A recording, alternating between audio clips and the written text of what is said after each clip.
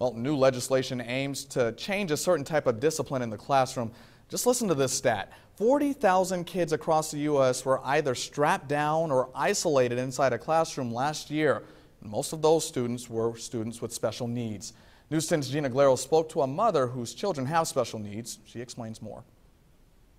Republican State Senator Randy Head initiated a bill that would require all schools in Indiana to develop seclusion and restraint policies that meet certain standards.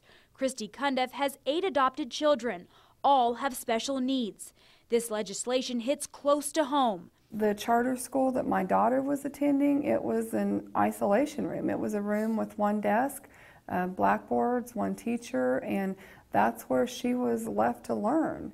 And it wasn't a real good environment for her. The legislation would allow schools to develop their own policies as long as they meet certain standards. Those standards require school staff to be trained in the appropriate use of restraints in isolation rooms, and that it should be used as a last resort. When a child becomes a danger to themselves or others, then you can put a child in a therapeutic hold until they calm down. Because certainly we want to keep all children safe. Cundiff's children have an individual education plan to help. Every child deserves to learn.